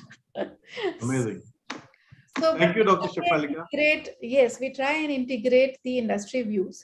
We call them as faculty also, and to answer Ms. Ritu Sood's answer, we call them professors of practice. And they are very well allowed from the UGC also, and master trainers, we call them, if they are, according to the years of experience, we call them either master trainer or we call them professors of practice. And professors of practice are allowed to teach. Yes. I'll just go, because I was going through the UGC, the HR always does whenever you hire. So yes, we can hire a professor from the industry, but he must be a person of exceptional with more than 20 years. Only then, without PhD or without NET, he can join a university. And also, if you want to hire somebody else, that person should be grade A artist from All India Radio or NSD. So grade A artist, jab tak wo banda banega, he'll be 65, 70. So I think Rituji, I think my next question to you was similar in lines. Okay. While there may be a lot of these notifications which may keep on changing, things may keep on getting in, but there was one student who called me. Okay, and this is one small question to each of us. This student called me and he said, I want to do a program of game art design in India. Okay. And can you suggest me some couple of universities? I'm sure most of you must have got a call either from my office or from somebody to get some brochures out of your institution, which may offer me some kind of credit transfer, credit opportunities to go abroad and do 1 year here, 1 year there, and take it up. I asked him, I said, which are the universities you have gone through? So he said, there are a handful, because I could see most of the universities offering mass communication and journalism. Very few offering animation, visual effects, or gaming program. So my question to you, Rituji, is how do we take this? Because there is a big buyout on several other sectors which are there in M&E, whether it is films, whether it is digital marketing, graphic design, UI, UX. How do we take this up to the next layer? And employment versus entrepreneurship, how do you see which programs should be there, which programs should be developed, and what support you see from MESC as a council and from the industry? See, when pandemic happened, all of a sudden the traditional education took a backstage, and all of a sudden we were online. And there were many of the faculties who were not comfortable with computers and all. And there were professors who were not comfortable. So we had to let them go, or we had to train them to be there. So the point is that if we talk about education today and we talk about education 2 years back, there's a leap. right? And today education is all about digitalization. Whether it is any media you go, media platform, it's totally digital. And the thing is that yes, animation and gaming is a part of film and OTT platforms, because now films are being shot in studios. Harry Potter is totally shot in studio. Avatar is a studio, Ramayana is a studio, everything is there. So you basically, what I feel is that we should have these programs. But my main problem is, Rohitji, is that because in 10 years I've shifted to 3 universities, the problem is mushrooming of these small media institutes who are misleading the students, charging exorbitant prices. And they are teaching filmmaking on paper. Can you imagine? They are teaching radio programs on paper. Teacher comes, when she dictates the notes, and students are writing. There's a jury may they make a project, like, is it a proper project? There's no AV, nothing. And it was like pretty shocking. They don't even have the equipment to train the students. So my request to your council is that if we could have a media council who could kind of look at the status of the media education and what is the outcome base that we are having, like we have bar council, we have medical council. If we could have a media council, which could take care of the future media professionals, so, we would have better news people, we would have better technicians, we would have better people. We would not be, the news would not be what it is today. News is all about noise. News, the journalism has taken, is commercial today. I mean, I have worked with NHK, that's and BBC. So my way of news delivering is absolutely very different. But when I see in India, the news is very different. I don't teach my students to be like that. No way. I say, you don't get a job, no way you start your own channel. You'll make much better money. So in fact, many of my students are running their own websites and they're running their own platform, So the thing is that we need to have somebody on top of these media institutes to guide, so that the next generation, and with the help of NEP, we have better trainers, we have better equipment, we have better standard of media. Let not the media institutes be what they are. NEP has given us a platform, and as a council, let's take it forward. That's my this thing. Ritu ma'am, you have raised a good question, but my experience has been that because the universities were not doing it, the short-term programs were mushrooming and they were excelling. But no sooner the university starts playing their role, and university can offer a short-term and a long-term program both, these mushrooming will stop. No, I am not talking about university. I'm talking about institutes. No, I understand. I'm talking about these institutes. Very famous government institutes. So you understand what I'm saying? Yeah. So I think, ma'am, while we are working with Bureau of Indian Standards to see how there could be some kind of a standardization which can be brought in, but apparently I feel it's a need of the hour today that, like, we have created this huge ecosystem for mass communication and journalism. There is now the need to reshuffle, reunite, and regroup on creating something which can be more from a discipline perspective. So I think we'll get into that discussion personally, Rituji, and see how we grow this further. But Dr. Kaushik, now over to you. If I may repeat my last question to Rituji, what do you feel? Is it more like employment oriented programs, or is it more like entrepreneurship, or is it that the similar programs could be clubbed in together? We can have an industry back this out and students can go either as an employee or as an entrepreneur. Do you think there needs to be a different curriculum for different things? Your mic is mute. Give me a second. I said, let me confess something first. Please. It has been fascinating to listen to Dr. Shefalika, to Ashish, to Ritu man. It has been fascinating. But talking about answering your question, I would say, it's all about entrepreneurship. Okay, because this digital media is a monster. It's a monster, it started, sometime in 2013, 14. Around that time, if you look at the media scene, entire media scene, whatever has happened at the national scene, I'm talking about the central level. I'm not talking about vernacular press. Vernacular press has grown. It has been an exception.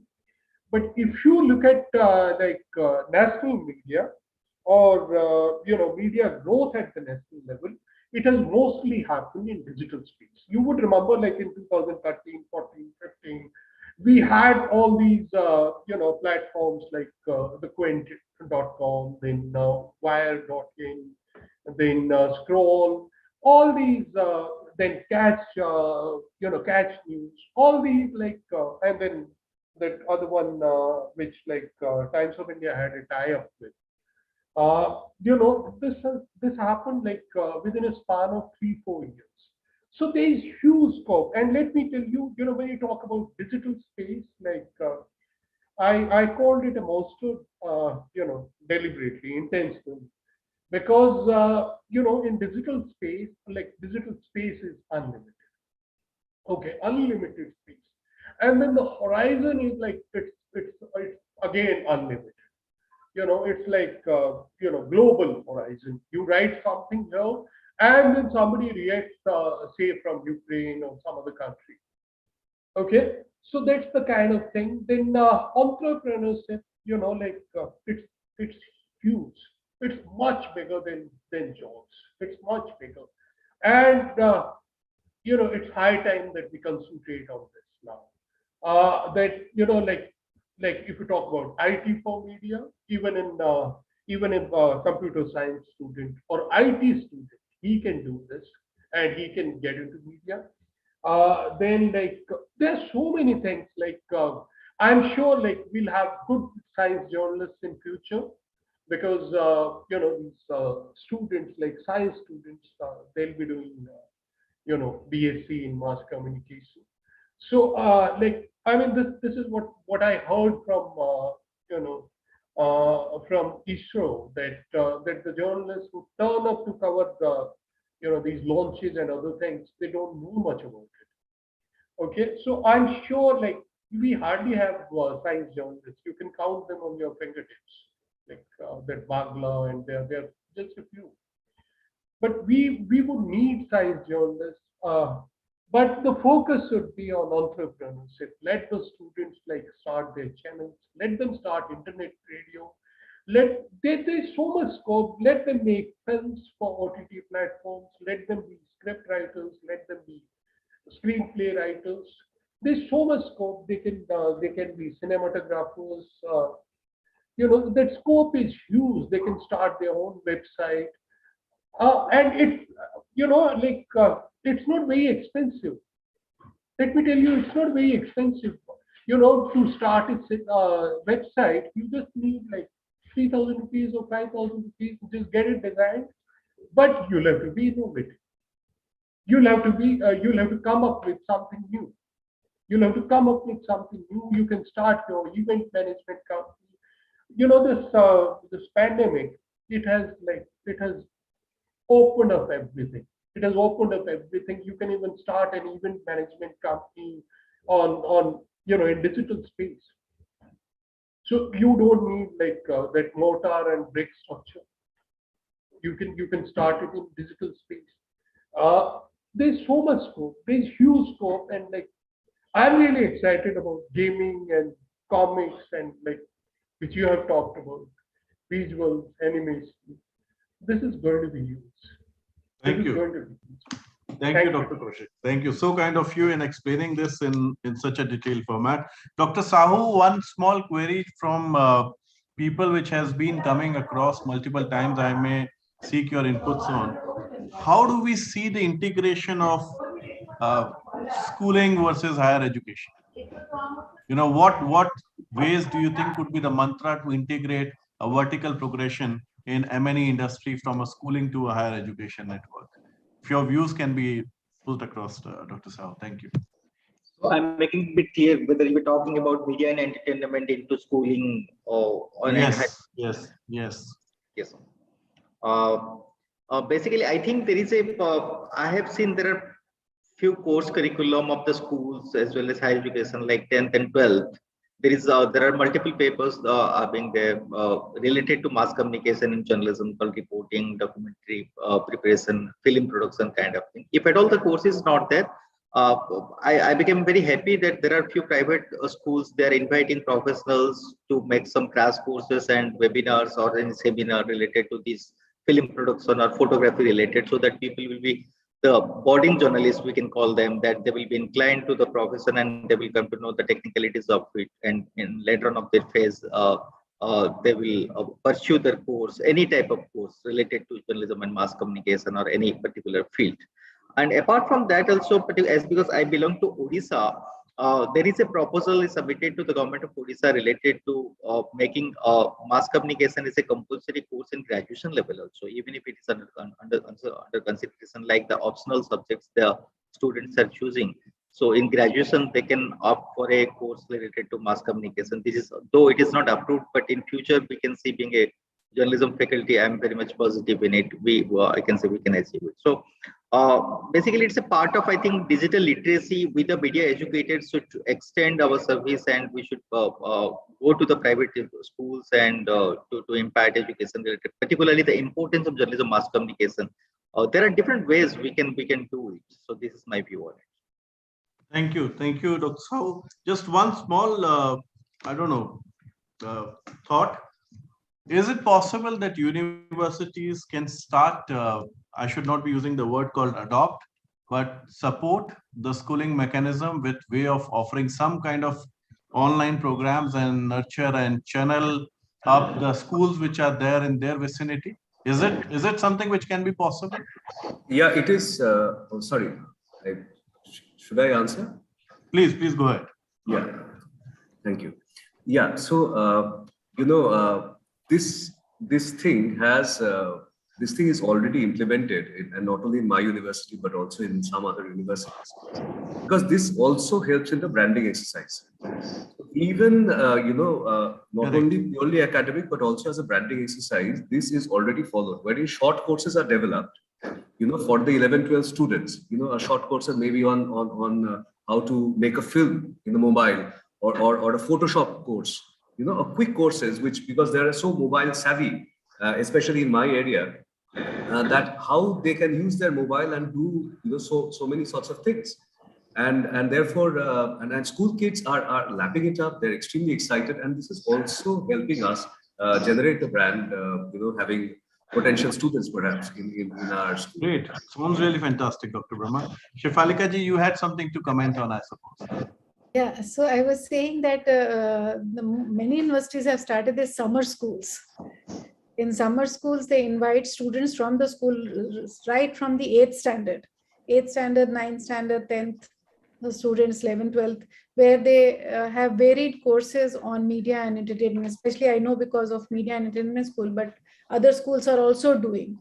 But we do that, and also they do boot camps where they go to these schools and colleges to hold conferences just to make them aware as to what are the opportunities available in the media industry.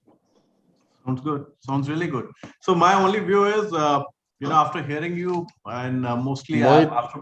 Yes, sir. I just wanted to make 2 points, quick points. In fact, at Ahmedabad University, we worked with Dr. Pankaj Chandra, who is the Vice Chancellor, and there we have a faculty called Arts and Sciences Combined.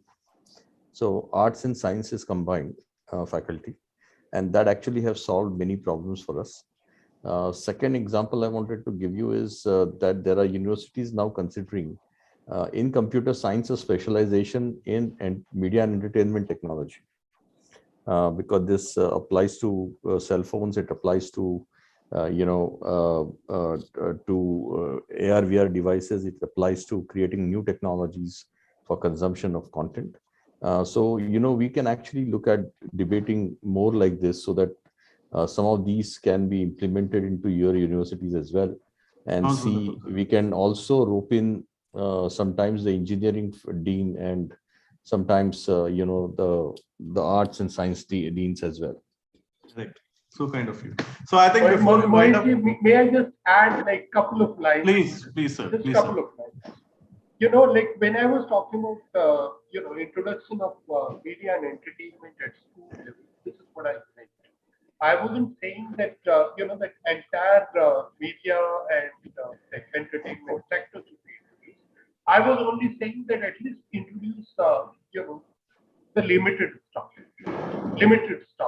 so that we have informed voters, so that these school kids, when they become adults and when they become voters, they can take informed decisions. And that, let me say, that will be that will give us that will take our democracy to a new level, to a different level. Thank you, sir. Thank you. So kind of you. So, Professor Sahu, I could see your hand up. I would leave you with one last question before you get into your comments, Dr. Sahu. Your last message with your comments, whatever you have right now, your last message before we wind up the session to your existing network of educational institutions, faculties, trainers, professors on the importance of upskilling and reskilling. So with that, I leave that question open for each of us to answer it in 1.5, 2 minutes. How do you see that? And with your views, Dr. Sahu, to start with, and then with my question. Thank you. This is my reaction that you asked about what can be the media educators' contribution in order to enhance the media education system in the 10th or schooling level, or higher education. So what we are practicing, so far as our school is concerned, we are having a what we can say, we are having a course called social outreach or community outreach. Under that course, basically, I'm not teaching television journalism or documentary production, but the faculties who are in charge, we generally visit to different schools and we shoot different documentaries through the students. Certainly, some kind of hand-holding is required. We give different all the support, like the camera as well as the editing mixture and all, and we come out with a final product that this is the documentary that is prepared by you, and that they're getting a kind of amazing experience that the students generally they do to get about it. And the second point that we're talking about, will you please repeat it again? So my view was to understand from each of you one single statement or two statements on the importance of upskilling and reskilling for our existing set of trainers, professors, and what message would you like to give to them for this purpose? I think this is what the requirement of New Education Policy 2020. So, as media education is concerned, we have to re-evaluate the entire syllabus. Though the syllabus theoretically it is good enough, but it's all about the implementation part. We have to rethink. And the FDP or the faculty development programs that are conducting at the end of every academic session has to be tuned little bit. So far as media educators are concerned, we should know the gap between the practical and theoretical theories, and that is the most important thing. That this is my personal. Thank you, Dr. Sahu. Dr. Ritu Sood. I would say NEP has given us a lot of avenues to grow, and I would suggest all my fellow educators to update themselves and educate themselves so that we can train our own students and to make them better media professionals. Thank you. Dr. Bora. Thank you very much for this opportunity. Actually, in the opening statement today, I mentioned one thing that we need also to take care of the people who are already in the industry for their upskilling as well as reskilling. And also, I personally moved one very important thing. I consider it quite important.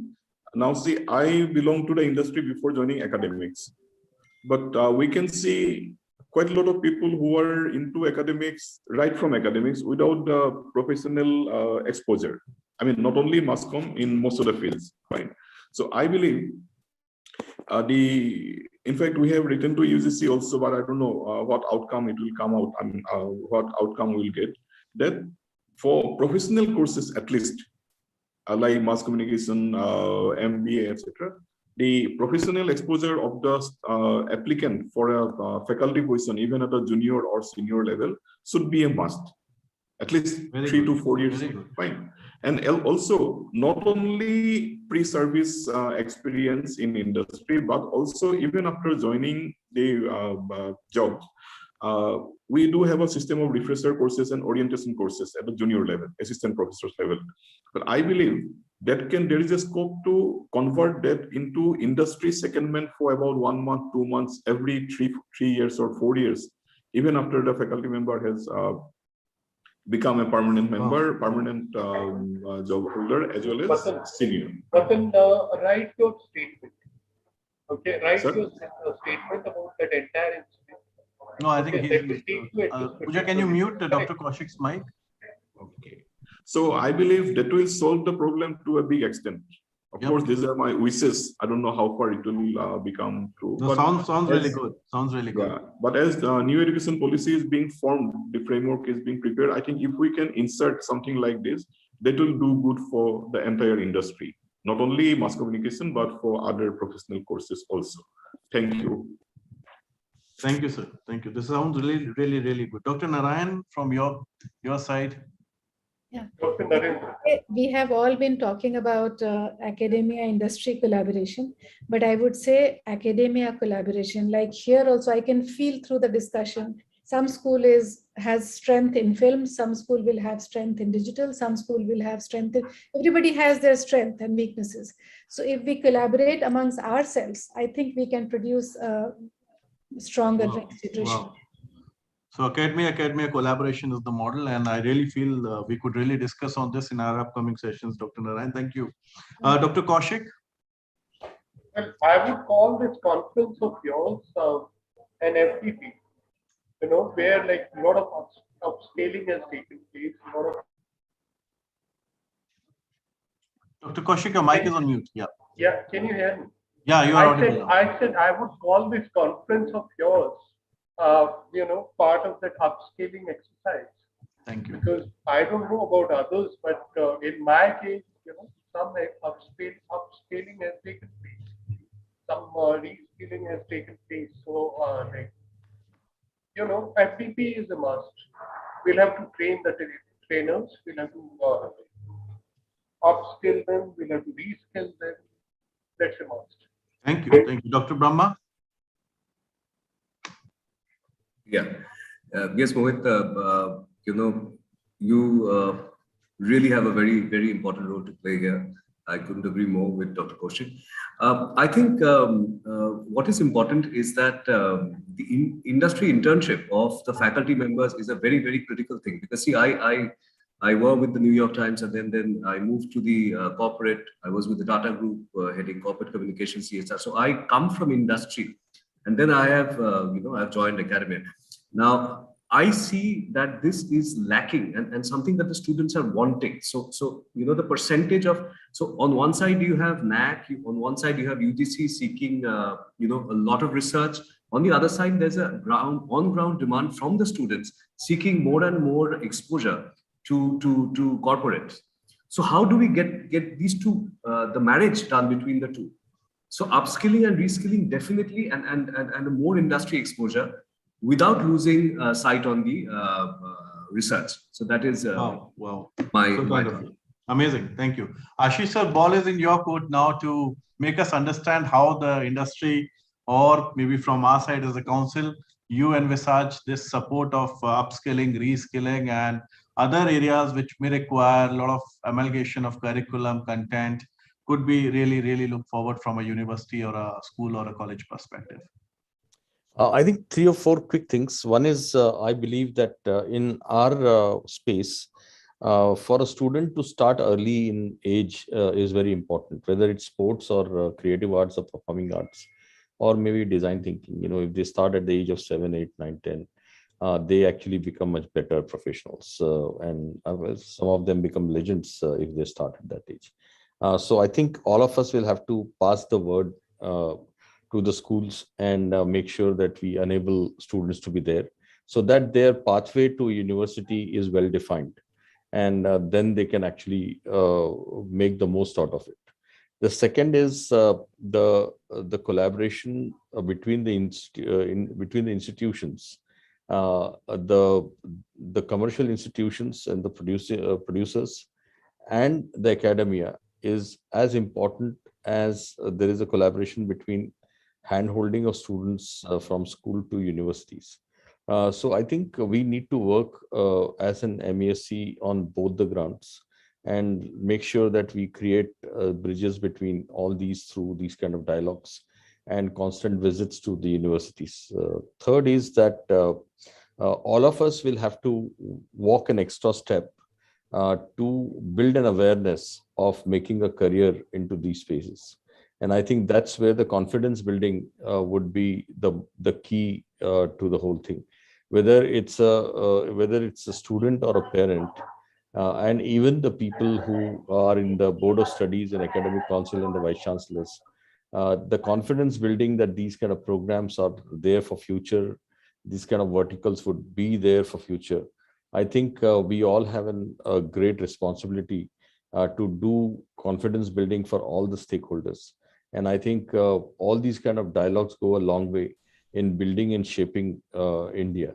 And I only could see that the creativity and any performing art or a sport being a part of every individual in their lives would create very different mindset and very different human being and approach to life. And I think that intervention needs to be done, whether you want to do it through NEP, whether you want to do it otherwise, it's left to the universities. But I think we need to see and look at championing the cause of intervention, which is a creative sports or a performing art intervention into every individual's life, which will bring about very different citizens from India with a very different approach. And I think that would be a game changer for all of us. Amazing to hear your comments, sir. And thank you, everyone. I think with this, already we have spilled over 30 minutes extra of our time, but I'm really thankful to all of you for this wonderful session. It was an eye-opener for us, and all I could remember and talk about is one dialogue from the movie Border. हम ही हम हैं तो क्या हम हैं, तुम ही तुम हो तो क्या तुम हो. I think we need to really collaborate together, make this ecosystem brighter and brighter. Don't just focus on employability, develop entrepreneurship. MESC would love to work with all of you and would like to get in touch with you personally, one-on-one, to take this discussion to the next layer. And I really want to thank each and every one of you for making this day such a great start for all of us. Thank you. Take care. Thanks. Thank you very much.